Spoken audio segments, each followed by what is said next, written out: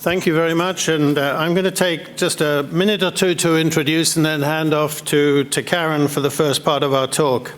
I really appreciated the student review of the previous discussion, from the previous discussion, and it underlines one point that I think you're going to hear a lot of in the next hour, that a community energy plan is only as good and robust as its implementation. And I think that's one underlying message we want to bring in.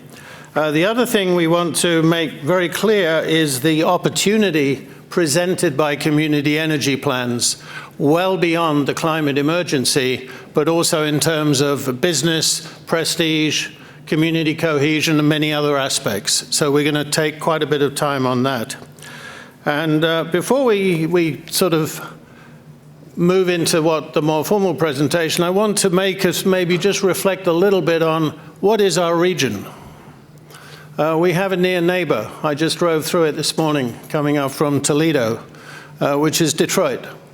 And Detroit has signed "We Are Still In." And I think you can guess what the politics of that are, and it's to do with the US decision to pull out of Paris.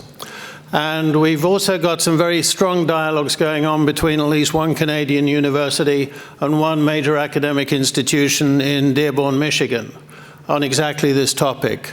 So thinking a little bit about, yes, the Windsor Essex discussion, but maybe there is another discussion which should be part of the background as well. So with that, I am very honored to be sharing the tag teaming with Karen. Karen has been a major, how does this work? That's the one, yep. Karen has been a major player in driving the energy and climate change conversation in Canada for many, many years. So Karen, and I won't dwell on the resumes at this point, they're in the documentation, we'll make the slides available. And then just a quick background on myself. I spend quite a bit of time in the corporate world, so you'll find one of my underlying drivers is if we can't make a rational business case, it's awfully hard to get into action. So we're going to be sitting on both the environmental and the business case side of the story. So with that, I'll hand over to Karen, and then I'll pick up after that. There you go.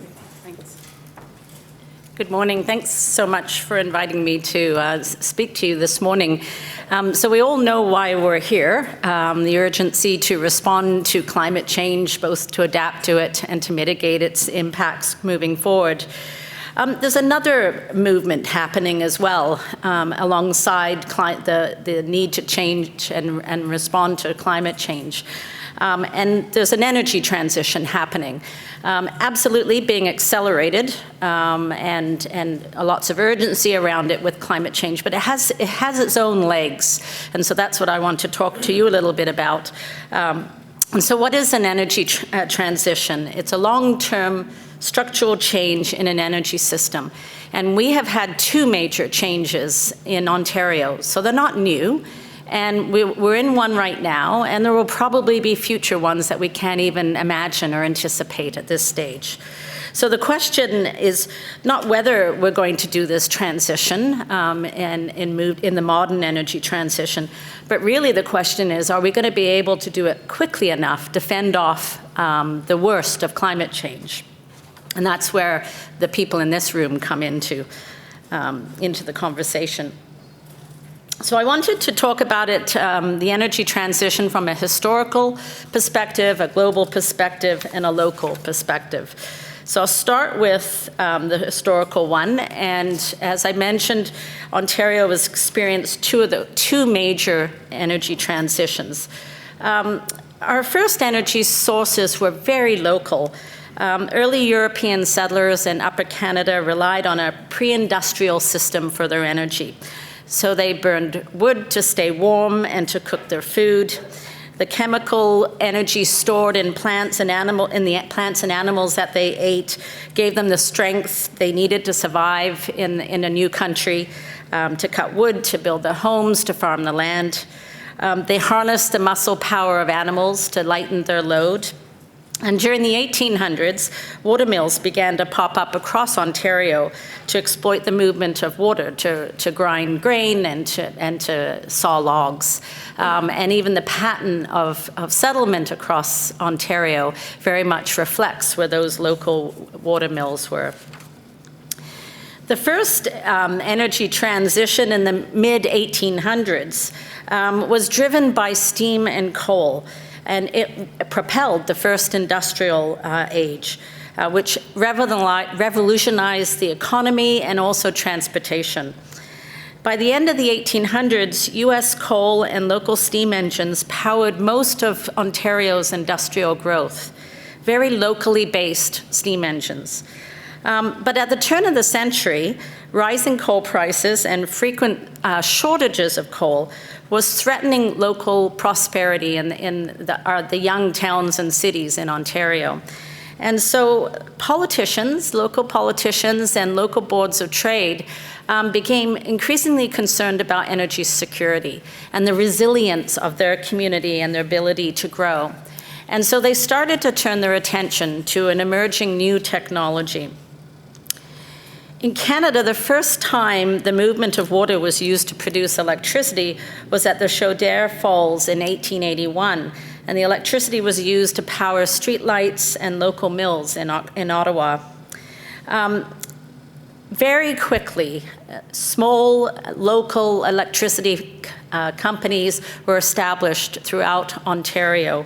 And not long after, just soon after, very early in the 1900s, most electrical systems in Ontario had either been established or bought up by municipal governments who were eager for their communities to benefit from this new energy technology and to build local prosperity and quality of life for their residents. I'll just go back. That's actually an electric vehicle in London, Ontario, and behind it was a horse and carriage. So this was the new way, electric vehicles at that time. To meet the growing demands for their communities, 14 Ontario towns formed the Power for the People movement and were instrumental in the formation of the Hydroelectric Power Commission of Ontario. Sir Adam Beck, the Commission's first chairman, was an early champion as the Mayor of London, Ontario. And as a result of this 14 communities and the 14 mayors and their leadership in the province, abundant and cheap Niagara hydroelectric power arrived in Ontario homes for the first time in 1910. The second major energy transition and the second industrial age was underway and would be defined by the growth of centralized electricity and the growth of the oil and gas industry. During the 20th century, our energy system grew more complex and more centralized, less local. Communities grew increasingly unaware of where their energy came from and how it was produced. It simply arrived over wires as electricity, through pipes as natural gas, and in tankers as transportation fuel. We built our communities, economy, and quality of life around this very successful energy system. However, as we're learning today, the growth in fossil fuel use over the last century is coming with growing economic, social, and environmental costs. The third energy transition is being driven by the imperative to decarbonize the world's energy economy. And while climate change is obviously one of the major factors that's driving the modern energy transition, there are several other factors that are causing it to move. Cost-effective technologies for generating and distributing energy locally, the convergence of communications and energy technologies, inefficiencies that have grown within our existing system. And if Peter doesn't touch on it, it's a big theme of our community energy planning work, is how do we get at those inefficiencies? And concerns about energy security, which includes consumer issues of affordability, accessibility, and reliability. So to me, this is really good news in the fight against climate change, because it does mean communities will need to engage, but it does mean that communities will need to engage in understanding this new energy systems in ways that they haven't had to for at least 100 years. I think it's a mistake, and it was a mistake I made, to think that, that the modern energy transition is something new. It's at least 50 years old. The oil crisis of the 1970s revealed how vulnerable world economies were to fluctuations in global oil supply. And so many governments took steps to buffer their national economies from future supply shocks, including Canada, which invested heavily in Alberta and Saskatchewan oil sand development.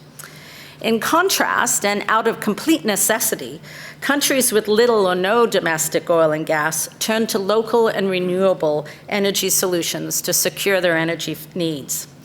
Now, almost a half a century later, these countries are leaders in the transition to a decarbonized global energy system, exporting their energy technologies and expertise around the world. Does anybody recognize where this is? Has anybody been there?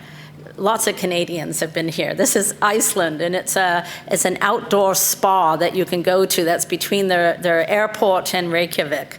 But what's in behind, you see where all the steam is, that's the thermal energy plant that is taking heat into the city and powering and warming their homes and powering industry.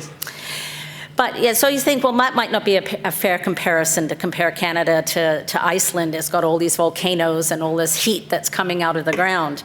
But until the early 1970s, the largest share of Iceland's energy consumption was from imported fossil fuels. And so with the oil crisis, they started to look internally. Today, Iceland's economy, ranging from the provision of heat and electricity for homes to meeting the needs of energy-intensive industry, is almost exclusively powered by renewable energy from hydroelectric and geothermal sources. The exception is fossil fuels for transportation, which will eventually transition as well.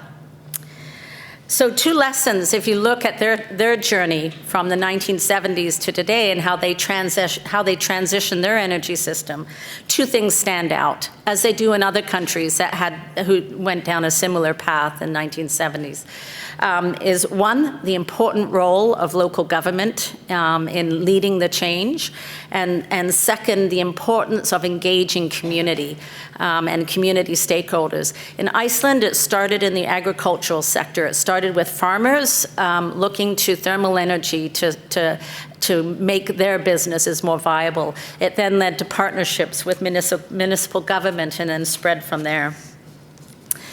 So by now you've picked up that there's a local theme to this. Energy is going local again, and it has an incredible potential to be a positive pathway to local resilience.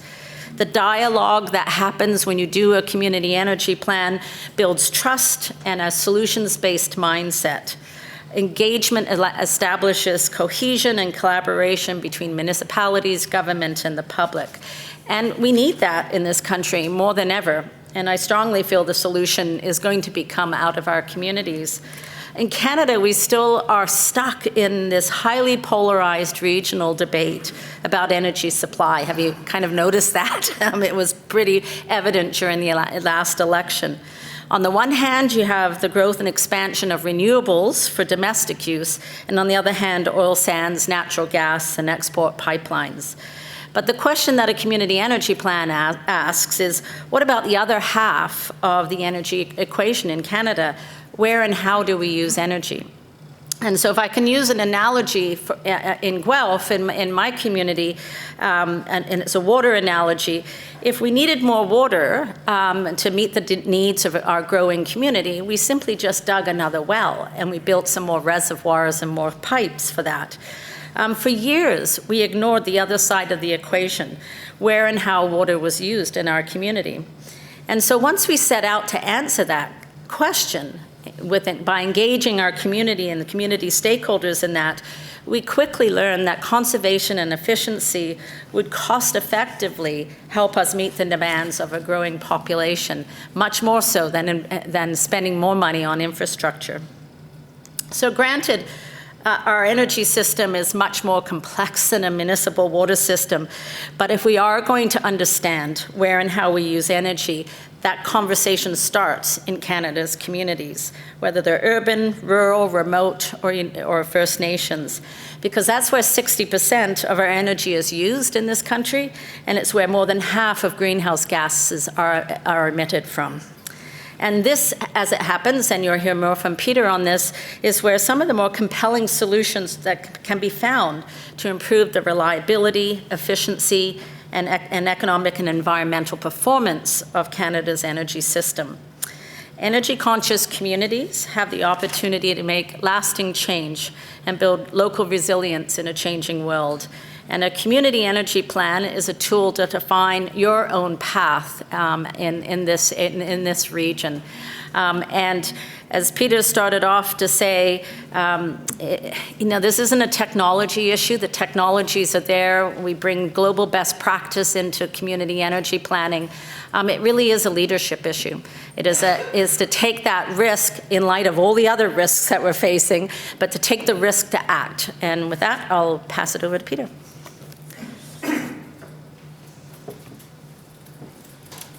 Thank you. Thank you, Karen. We're now going to go from the pictures to a little bit more of the data-driven picture. Why are we talking so much about energy? I think it's important to remember not everybody's deep into every conversation. This is the world's energy use since 1850 or thereabouts, 1800. And you see it was originally renewable. It was wood and wind. And now over the transformations that Karen's been talking about, we added coal, we added hydrocarbons, oil and gas. And round numbers, 70 to 80% of the human-induced greenhouse gas emissions that we are talking about driving climate change come in some way from our use of energy. Whether it's the type of energy, the inefficiency with which we use energy, whatever combination, that's what is driving. So you cannot have a climate change mitigation game plan without having an energy game plan. And increasingly, that is becoming a municipal, regional conversation, and much less a community conversation, and much less of a large regional or national conversations. We spent a little bit of time this morning talking about Canada's place in the world, and I thought it would be interesting just to quickly look at this. This is the greenhouse gas, not per capita, but the greenhouse gas per dollar of GDP. As I said, I come from a business background, so if we don't know how it affects the national economy, then we probably are at least missing one perspective. And if you look at that, to generate a dollar of GDP or a unit of GDP in the US actually takes a little less greenhouse gas emissions than in Canada, which is sometimes a little counterintuitive given some of the headlines that we hear. But then let's look at the big jump. European Union, 500 million people, 40% difference. That's an enormous gap, and one that at a minimum we should understand why that gap is there, because that can give us clues to maybe some of the answers to the questions. Then if we go to the energy cost, and remember on that first slide we said it was $16 trillion, those are Canadian dollars, $16 trillion worldwide. That's more than 12% of the global economy is the trading of energy one way or the other, the creation, distribution, and use of energy. Canada is roughly $250 billion. It's not a small number by any means. And again, if we look at that per dollar of GDP, so now we're in the real cash equation. How much cash do we use to generate a dollar of economy? And Canada's, one hates to say it, a world leader. It's a very large number. In other words, there's a lot of opportunity there to generate value added through economy. So There's been a lot of study recently about the false dilemma. We saw the cartoon this morning of the, I think it was our friend from the other side of the bridge, Senator Imhoff, supporting action against climate change till he discovered the cost. And that's a pretty good example of the false dilemma. And there's been some extremely good work recently by a number of groups at a global level saying this is actually a false dilemma. We have to get it off the table. We have to find ways to talk about it so it doesn't become, you want to be green, therefore it's going to cost us money. Where's the money going to come from? We don't have it. So we sort of get in that circular conversation and we go back to the status quo ante. This particular group is indicating we've got a $26 trillion growth opportunity in a global economy, which is, first approximation, $80 to $100 trillion. We can generate 65 million jobs, and we will stop people dying. That's not a bad reason to do things. Those numbers translate right down to the community level, and I just want to underline the first target of Windsor's community energy plan. The first target is not cutting greenhouse gases. It's not even generating technical efficiency. It's creating 2,000 new jobs. That was one of the balanced targets of the plan. So again, this brings us back to why are we doing it? Well, we're doing it for many reasons, but they go well beyond tackling the environmental challenge of climate change. And as Karen said so eloquently with a lot nicer pictures, this technical transformation and cost transformation in the energy space is happening as we speak, and it's happening fast. And it's giving communities the opportunity to grab back that responsibility for energizing their communities. 1 installed watt of solar power not that long ago was somewhere between $10 and $15. Today, we're under $1. The cost of lithium batteries, energy storage, has dropped 20–30% in the last 2 years. So if we're living in perceptions that are more than 2 or 3 years old, we may be living in the wrong universe.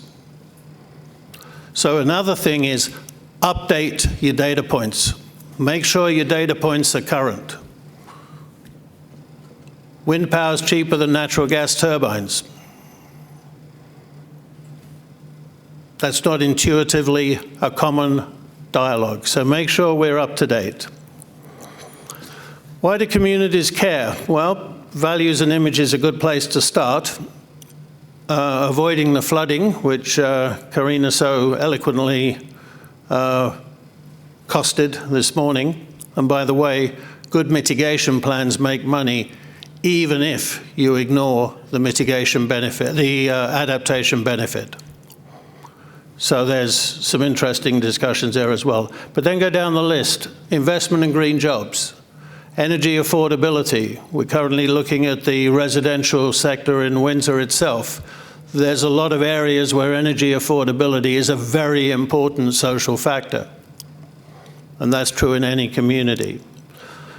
Supply quality and security. Are we building resilient systems? That's on that boundary line between adaptation and mitigation. Clearly, supporting the climate goals, but frankly, if you do all the other reasons, you end up with dramatic support of the climate goals as an outcome. So sometimes when you're dealing with people who are maybe not quite so engaged in the climate science or could even be denying the climate science, you can just say, well, it's an outcome, not a driver. But wouldn't you like to make money in the process or run a business? That's fine. In other words, there's many ways to talk about it, not just as a driver, but also as an outcome of other sensible things. I won't stay the city, certainly not in a public forum, but there's one city which is not that far from here, where they have done some pretty aggressive implementation of climate what are essentially community action plans. They reduced their greenhouse gas emissions by 20% in less than 5 years as a small community. It's a small semi-rural community. The majority of their city council were climate skeptics. But all the other benefits were so compelling. Fine, move forward. So in other words, we don't need to be fully engaged in the environmental argument to be fully engaged in the successful implementation of community energy plans.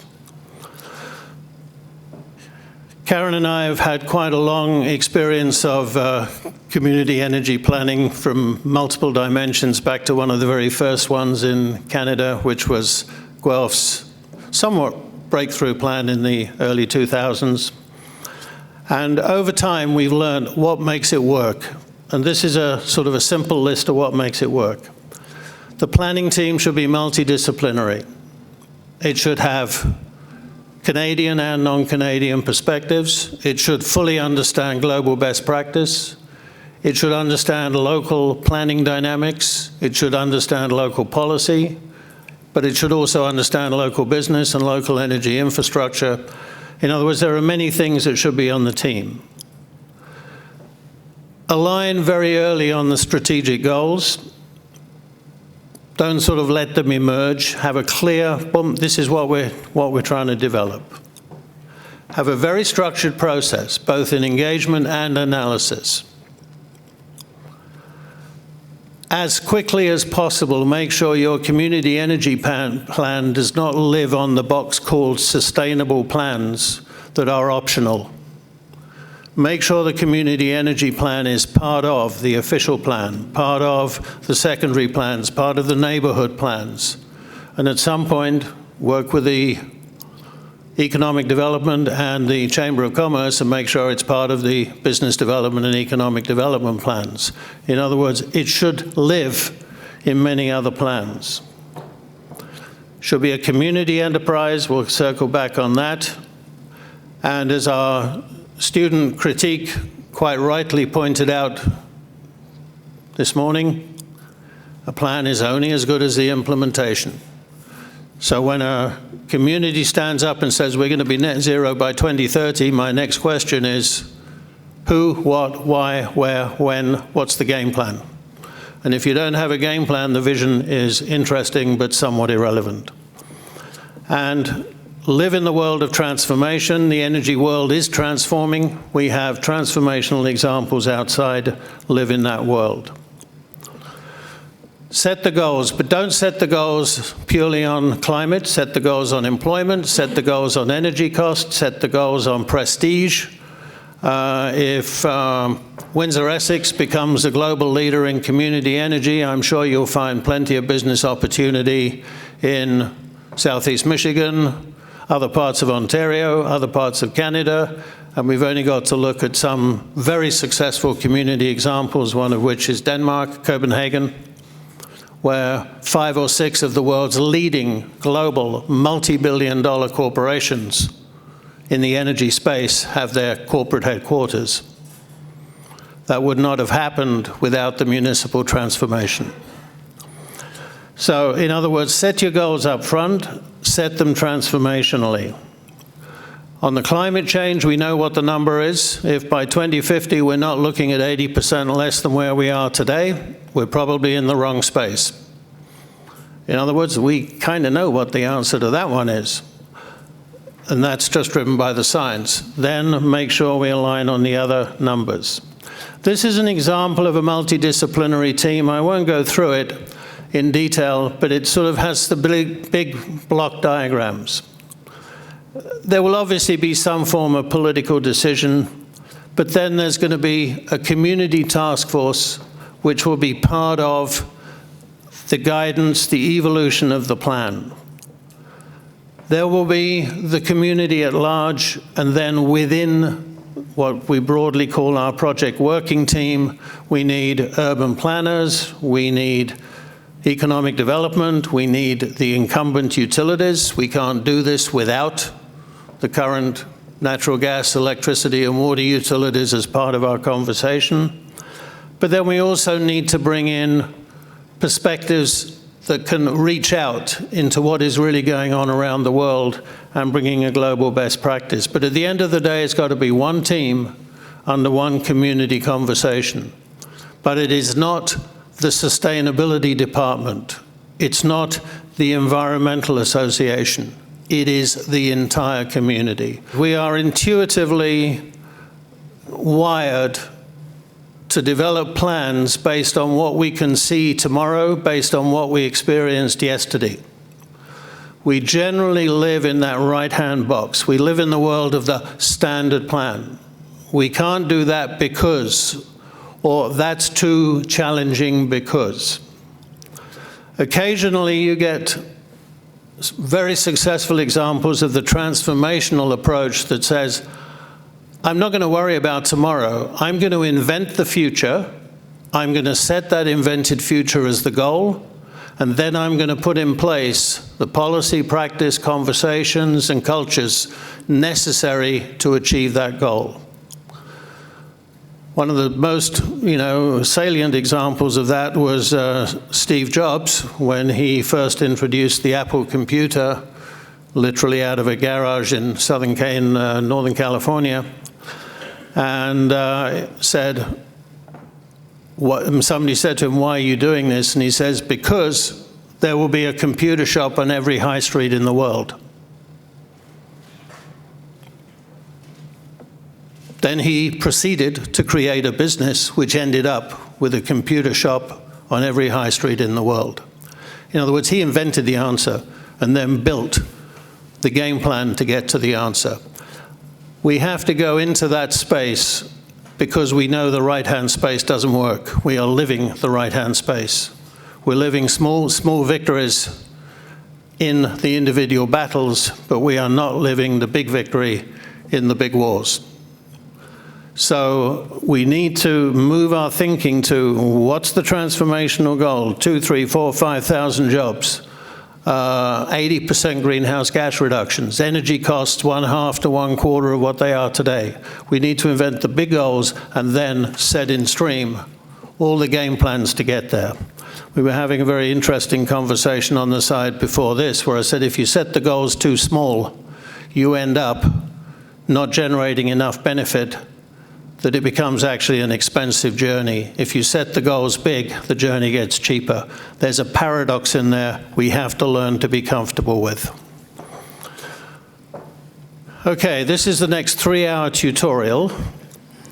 This is typically, when you said you need a systematic approach, this is our generic roadmap, milestones to community integration, detailed analysis, to end up with a plan that in a year or so you can take to the necessary leadership, which is both community and political, and say, here's a plan for the next 30 years, this is our game plan, please approve it, and let's get into action.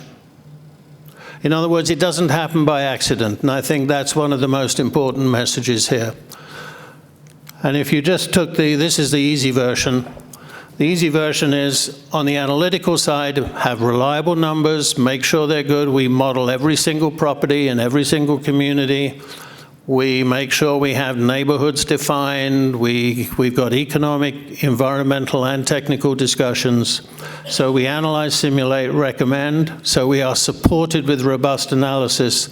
And then in parallel, an equally rigorous process to engage, inform, and advise.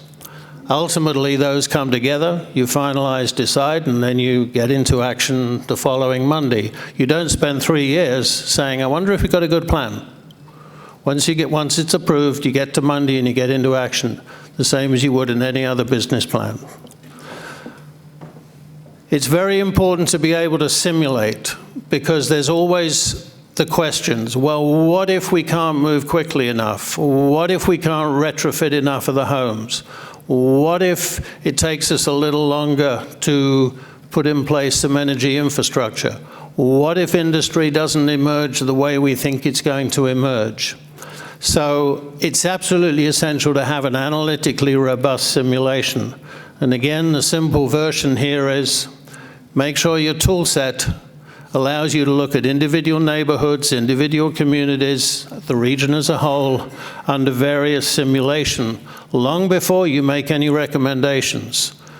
And one of the biggest things that frustrates me in this conversation is everybody knows what the answer is. The problem is if you put 10 people in the same room who know what the answer is, you get 10 different answers. And that's never going to happen. So the trick is to have a simulation where everybody can see the relative impacts economically, environmentally, and technically, and say, okay, we get it, we'll buy that pathway. So you have a robust simulation. Then create an energy baseline, and you saw various examples of it, what we saw today, and there's a lot more detail of residential, industrial, commercial, by region, by neighborhood, vehicles, traveled. Again, the list is in the documentation. And don't look at a community as a homogeneous total. That is one of the challenges that we have inherited from 100 years of large-scale national level or regional level utilities, that the community sees the energy picture, or sorry, the energy supplier sees the community as an amorphous customer. An industrial park is a vastly different energy consumer than a single-family, low-density, residential suburban neighborhood from a high-density, mixed-use downtown neighborhood. They are different energy neighborhoods. They need different energy answers. So if we say one size fits all, we end up with an extremely inefficient system. This is an example of the planning districts we are using in Brampton, 39 districts in a community of 600,000 people.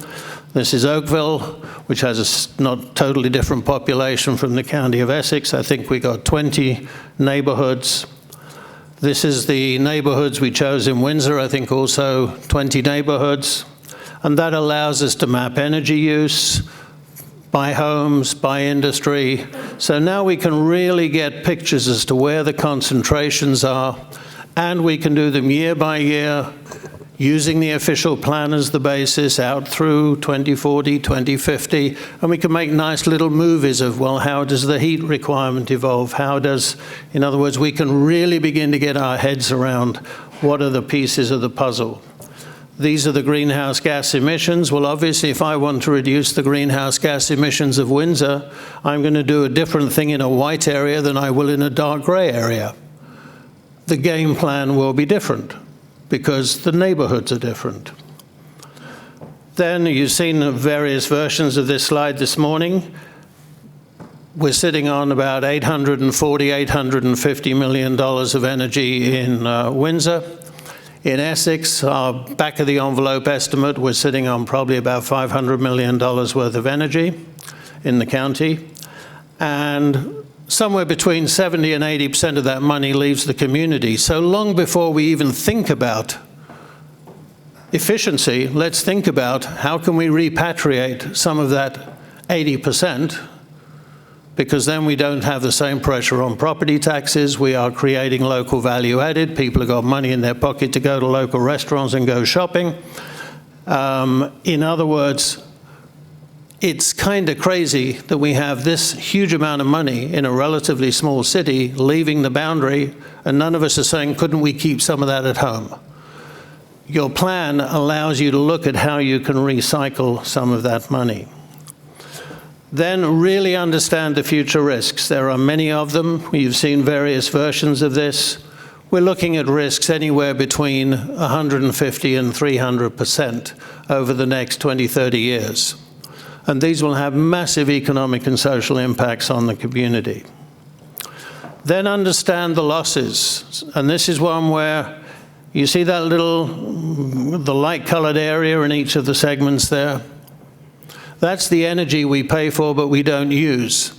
It's mostly the energy we use to make the electricity that comes to our property or our business, but it never makes it to the meter because it got lost at the power station or in the transmission lines. It's part of that 80% that leaves the community. If we paid for it,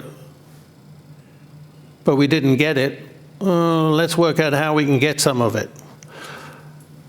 This is an example of a typical community energy balance. This is actually the city of Brampton. We actually have not yet generated these slides for Windsor, or these pictures. But you see there, the two grey boxes are the waste energy or the unused energy in transportation and the fixed infrastructure, buildings and industry. The green bit's the useful. So when we talk about energy, all too often we're only talking about the green bit, which is what we pay for at the meter or the pump. But remember, we also paid for the grey bits, so let's work out how to get some of the grey bits into the green bits. Then the greenhouse gas emissions, round numbers, 2 million tons, 8.8 tons for every resident. Well, what does that mean? Well, it means 8.8 tons, which doesn't really mean very much. So maybe what we need to do is start benchmarking. So just as an example, we benchmarked Windsor against a sister city of the city of Mannheim in Germany. And on energy, Windsor was at 186 gigajoules per capita, and city of Mannheim, which is by no means a soft and cuddly green city, it's an industrial city that wakes up every morning making stuff, they used 89. That doesn't make it good or bad, but it gives us a lot of questions to ask, which is why are they different? And as part of the planning, we did that, we answered those questions. One of the huge differences was the use of district energy, thermal systems. So that became embedded in Windsor's strategy because you could begin to see a clear pathway to benefits from that. Then you keep on the theme of benchmarking. There's various years in this picture, and don't take the individual numbers terribly seriously, but you see Canada and the US sitting there at 20 tons per capita greenhouse gas. You see the national targets are relatively modest. Canada has moved since this slide was prepared. But then we look at the European Union total, and it's less than half today.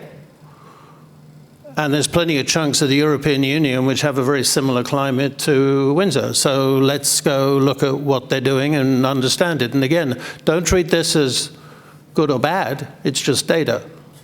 But if you don't understand the best practice, then it's kind of hard to come up with the best answer. You see down the bottom there, Copenhagen, that's 2 metric tons per capita. 8.82, and that's 2 today, not a future target, that's 2 today. And you see there's a tiny little green bar there. Well, I did that simply to have a green bar. Their target is 0 by 2030, including transportation.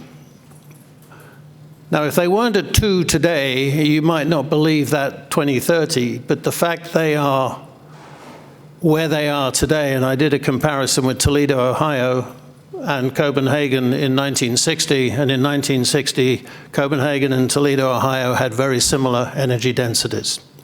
In other words, they've delivered, so now we can maybe believe their next target. The ones who don't deliver, it's awfully hard to believe the visionary target. What does Copenhagen look like? Well, it was triggered by the oil crisis. It's got the world's most efficient buildings, to Karen's point, first get rid of what you don't need. It's got virtually 100% district energy coverage. Windsor's in a great shape there with a couple of district energy pieces that can easily be built out. It's got fuel flexibility, and it may surprise a lot of people. Yes, they still have coal in their system, but they are very flexible as to how they use it and optimize it. And they've got extremely good mixed transport systems. They don't outlaw or make anything evil, they make it integrated. It's one of the lowest high-value employment cities in the world, and 2019, once again, it's about every 2 years, Copenhagen gets voted the most livable city in the world. In other words, they did good by doing good, or they did well by doing good. It has not hurt them. And then to Karen's message, we've got a new toolbox. Our toolbox is different. We've got many cost-effective low-carbon alternatives around construction, renewable supplies, storage increasingly is becoming not just electricity, but also thermal storage. We've got district heating and cooling from around the world, and we've got changing fuels. And here we're in a rather nice environment where you have a mixed rural and urban infrastructure if you look at the region. Hey, maybe one person switched to biofuels is somebody else's business opportunity. So in other words, think integrated at a local level. And then it's much easier now to get into global best practices than it was even 20 years ago. The internet makes it awfully boring. If you want to find the price of a radiator or a heat exchanger in Germany, you go on the web and you look up a contractor website and you've got the answer in 10 minutes. In other words, we have created a world where if we don't do global best practice sharing, shame on us, we're being lazy. I do apologize, by the way, I'm not a particularly good politician. That's why Karen and I share the tasks. We do need to reach out to what is possible. But the good news is it's getting cheaper and cheaper by the minute to customize integrated municipal and community solutions than it was even 10, 15 years ago. So what would have been economically impossible 10, 15 years ago today suddenly makes sense. And then the residents are changing. We heard a little bit, you know, sooner or later the baby boomers are going to let go their grip on reality, and we have a whole new generation, multiple generations that are saying, we don't want a car, 2,500 square foot suburban home and a quarter-acre garden. We want vibrant downtowns. We want the flexibility to rent a scooter and jump on a bus and rent a car if and when we need it. In other words, we have changing expectations. So part of the role of a community is to serve those changing expectations. The good news is many of those expectations actually encourage much lower energy intensities. So think about how our markets are moving as well. Academic institutions, we're standing in one right now. If this transformation takes place, you will need the faculty of community energy planning and implementation. It will have branches in the business school. It will have branches in the engineering schools. It will reach across just about everything because that $26 trillion worldwide has to be served by people, and people who are appropriately educated and skilled. We have at least 2 or 3 of our current conversations. One is the Henry Ford Community College over in Dearborn, 15 minutes from here, who are investing $23 million into their college infrastructure to create a platform for teaching new stories, new curriculum. In other words, they're not doing it to save money on the campus, they're doing it to create a classroom for future education. So these are the kind of stories we're hearing from around the world. So when we get to simulate, we all kind of know what it is: efficient buildings, efficient distribution, local generation, local supplies, and mix and match with the grids and the networks. In other words, we don't need to be too knowledgeable at energy to know what all the pieces of the puzzle are. But by having the integrated economic, environmental, and supply security tool, we can easily simulate different combinations of these and see which ones get us to the right place as quickly as possible, delivering both the economic goals and the environmental goals. Please note the bottom line there. This is not do the one you like. Oh, I love passive houses, so I'm going to run away and build a passive house. Or I think planting trees is the answer.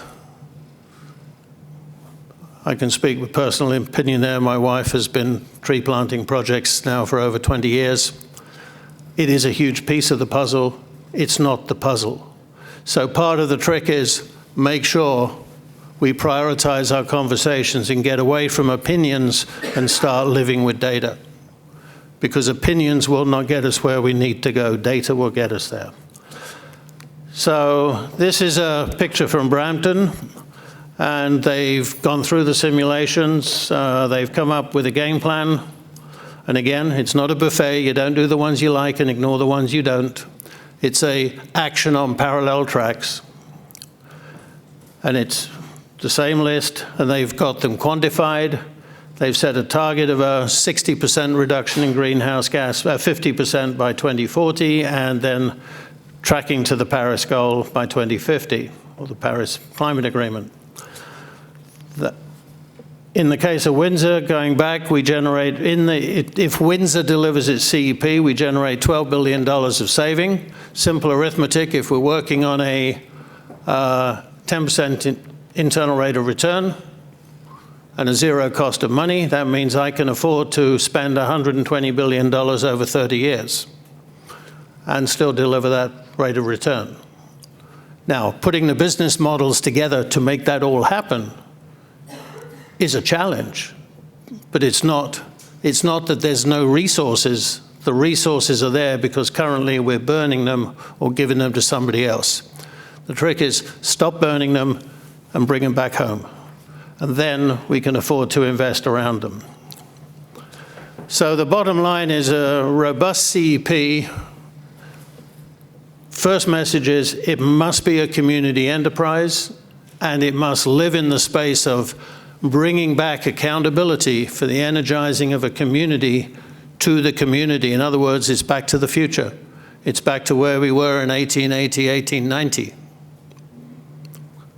And done right, these are not options, they all come together. More jobs, more investments, less emissions, affordable energy, and an enhanced reputation for the community. And again, think of our friends in Copenhagen, who are now, I think, 7th or 8th in the last decade, voted the most livable city on the planet. It didn't do them any harm. So that's the short version of what obviously can be a very lengthy story.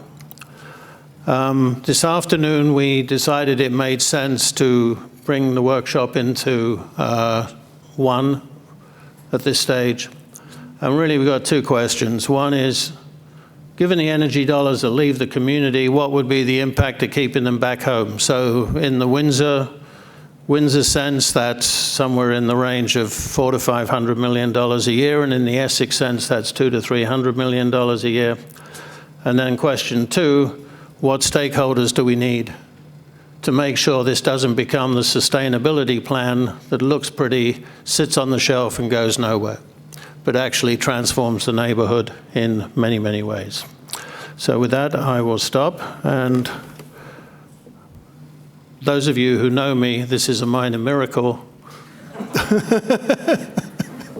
We actually did it on time.